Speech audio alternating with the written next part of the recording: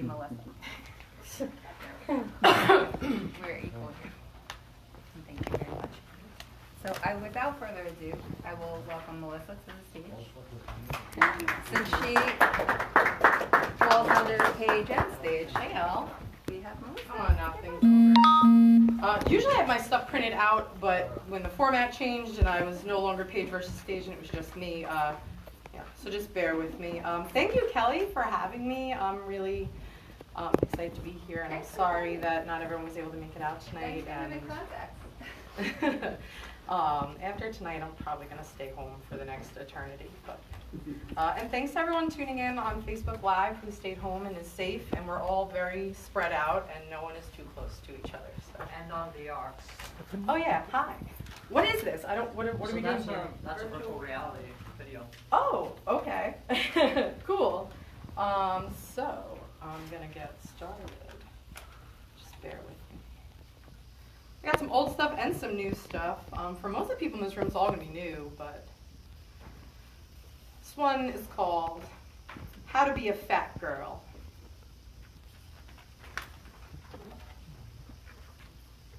Is that a candy bar?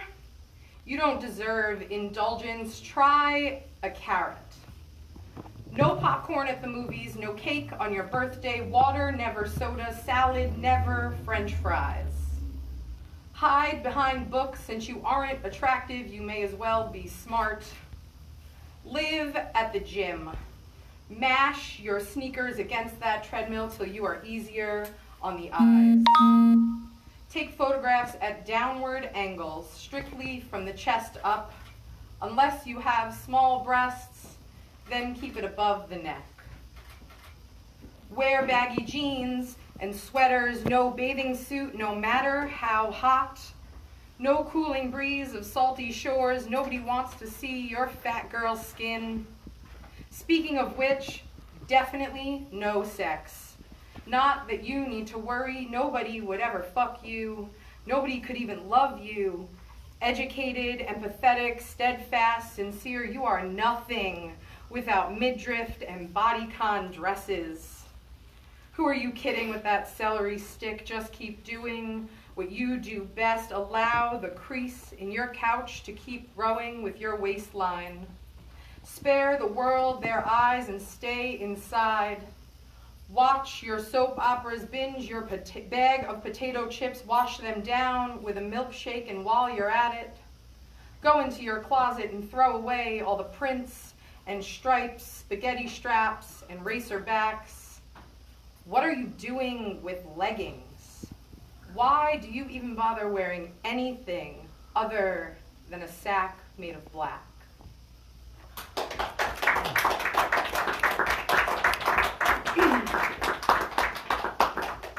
Thank you.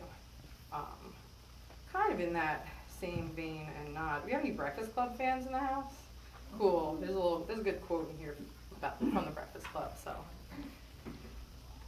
I am everywhere. Bull in China's shop. I am a mess scattered. I joke it makes up for all the years women were not allowed to take up space. I spent 25 trying to make myself smaller and quieter before I got fatter and somebody thought it was a good idea to hand me a microphone. Back when my wardrobe was black and my handbag was small, now I am tie-dye. My backpack rivals the Breakfast Club.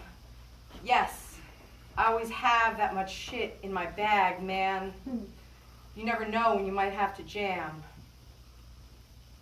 Sometimes I think about running away, that I'm told that my mess and my honesty are sunshine, that I have gotten people out of bed. And most people would see that as a challenge, as pressure to be. But I just wake up, and I am. Chances are you will find my shoes long before you'll find me in a room. Or my voice may beat me through a threshold if I am not busy being a shoulder. In a crowd of denim and black, I am pink, paisley, and pastels, barefoot on the floor. I am ubiquitous, and I was once full of apology until I realized that the ocean has never once said it was sorry for roaring or making waves.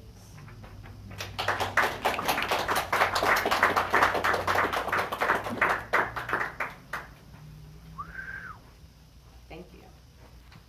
This is why I like to print stuff out, and it's nice and organized, so just bear with me. I don't like reading on my phone at all. Cool visual. This one's excuses.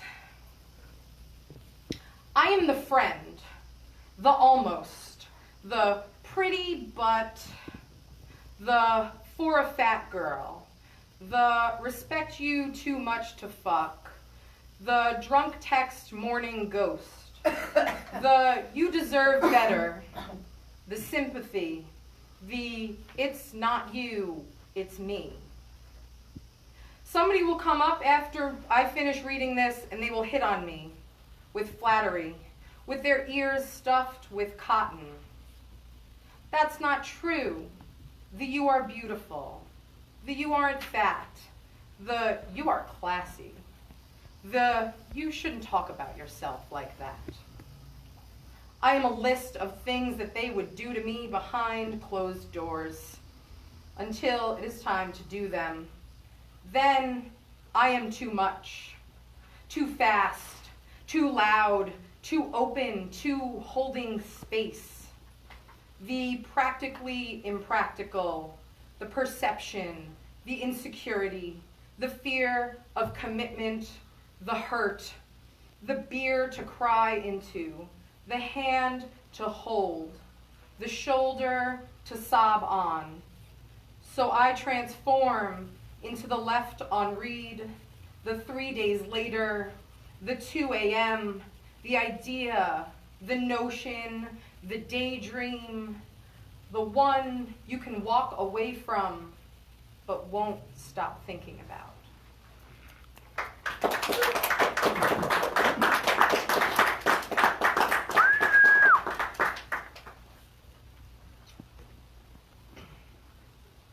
This one's called Mobius Moonlight. My bare, doughy body draped like a throw blanket over chaise lounge, legs stretching across moonbeams diffused by fogging windows. My dimpled paleness glows shyly, calves shift, resting across lap, against stomach, over shoulders. Our intertwined skin on skin on skin on skin on skin, wrapped in light as thin as Christmas paper. Only hair, piercings, tattoos can mark where one of us ends and the other begins. Patter of droplets fill the downbeat between epidermis and epiphany, fingers tracing backbones, teeth, grazing shoulders. The moon pushes hard to burst through the thickening gray of condensation, forming clandestine cover. Ambiguity is ambiguous until it isn't. And confirmation lay panting in the back seat under tangles of tongues, gentle folds of skin, fingers caressing wild manes gliding through every space. Deep words drip down lips into hippocampus, finding comfort in silent decibels slipped between laughter, philosophy, desire, and soft moans. There are so many ways to start a fire. Thanks everyone for coming out tonight. I appreciate that. Everyone wash your hands and go right home after this. After killing. Well, after killing. Where am I? Oh, well, let's see if I can get through this one without choking out. Actually, no, I'm going to save that one. Sorry. That's what happens when you're putting your set together in the car, which is also not something I like to do. But desperate times. Where are we? Sorry, y'all. Okay, here's another old one. Thankfully, This is not a piece that is currently applying to me. It's been a long time since it's applied to me, but it's definitely a really big part of my life that I struggle with. This is called Volcano. I am hungry or I am full. There seems to be no in-between. Nobody is ever opposite me on the seesaw. I am either ass in the sand or for a quick moment I am up in the sky waiting for gravity to pull me back down. I am hungry or I am full. Yellow dal and curry, I am hungry. Second and third helpings of dinner, I am hungry. Dessert, a bottle of wine, a pitcher of beer, hungry. Each night I am sacrificed to the scale. It is hungry too, it consumes me toe by toe, ascending past my feet, engulfing my calves, devouring my offering ounce by ounce, part by part. It must finish me to be satiated, hungry. Climbing to my belly, reaching Vishuddha chakra, I want to call out, but I am nearly choking. The scale is so close to full, but somehow I escape. And come morning, we are both hungry. I gaze into the mirror. I see a face full and hungry for tacos and soda pop, deadlifts, clean and jerk, just one chin, cupcakes, chocolate, collarbones. At noon, I am hungry for miniskirts and candy bars, pizza, pad thai, swimsuits. By 4, my stomach rumbles with thanks for being hungry. I break fast at 6:30 with roasted greens, chickpeas, quinoa, carrots. I nourish my cells after a long day of being hungry. And at 8, I settle into rice cakes with almond butter, multigrain chips, raspberry jam, Italian bread.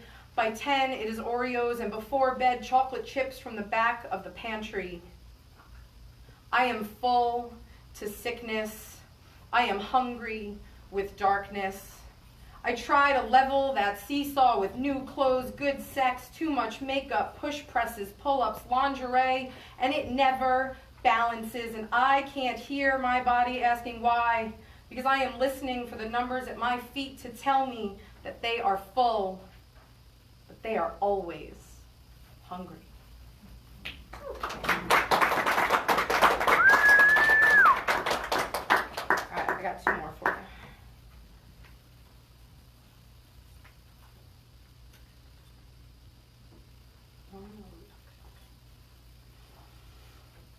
This is called Drinking Grief. It is 10 a.m. and he is drunk with the grief of my grandfather and vodka. This is new, even for him. First crack of the bottle at 9 a.m. and while there have been days that we have started this early, this one felt different. I knew as I swirled the ice in my whiskey, gaze averted, my hands clammy. His slurred words cut a cigar, drunk tongue empty and hollow. My breath held. We talked about work, the snow, music, no mention of loss. How is Grandma? It had been 64 years. She wanders the house, unsure what to do with her hands. Once strictly bound to scratch backs and prepare meals and hold her husband's hand as he sat in a dialysis chair, a wheelchair, a hospital bed, a hospice bed. My father's glass holds a martini. A bagel, the only defense against saturation of fermented potato. At least he'd had breakfast today. His body withering away these last few months, too numb to eat and digging his own grave. The casket was a closed one, but I imagine my grandfather to have looked better than the upright breathing frame of his son, once a mountain, now smoldering hill of ashes tears will not extinguish. His father never cried either, and he will perpetually burn a cold seam hollowing in heat inside. And my mother is not a firefighter, doesn't hold hands or her tongue, has no idea the way in which to cradle someone wounded. Her own father never cradled her, so how could she? Yet somehow I have mastered holding the world in my arms and heart to kiss the dirt and listen, study at the feet of absence and know my longings were lessons. And it is up to me to break the spine of books and tear down the family crest. Let me do this last one. So like 2 years ago, in a couple of days, is the first time that I really performed poetry. I had been to a couple of open mics, and I had dared myself to submit to be a participant in the Muse Poetry Slam competition as just like a thing. It was my year of like, I'm gonna do all this stuff.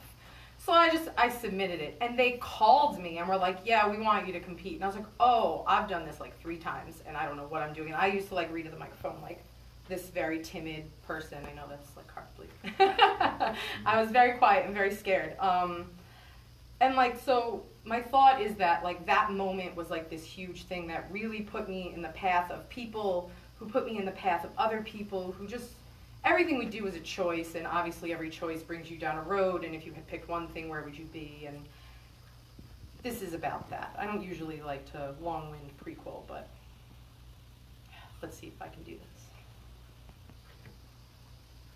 There are moments I wonder if I held my breath, where would I go? There are moments I cannot hold my breath for more than a moment because my heart is begging my brain to let it speak. Moments. So many moments.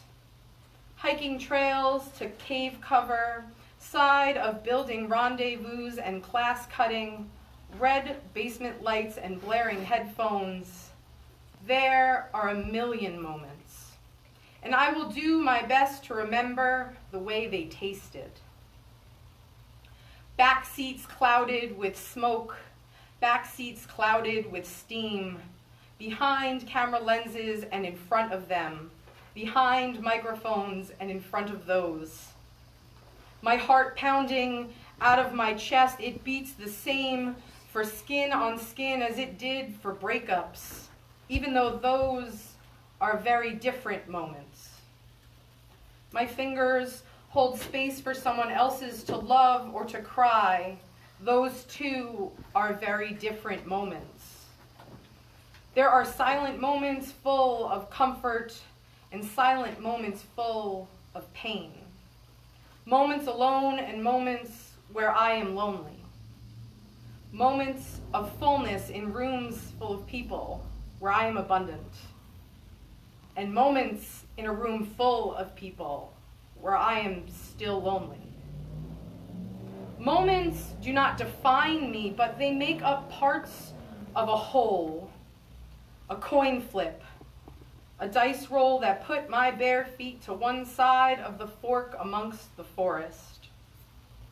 There are moments that I would never trade, dandelions and grass blades swirling under puffs of clouds splayed out across the horizon, and moments I wish I could erase, that left me in the dark, clenching branches and calling out to the moon in a blanket of cold. But those are the ones that cut the wood so deep, whittled my edges and curves, and left me amongst the sawdust to remember that I can never have a moment I forget that I am here because of the moments from where I came.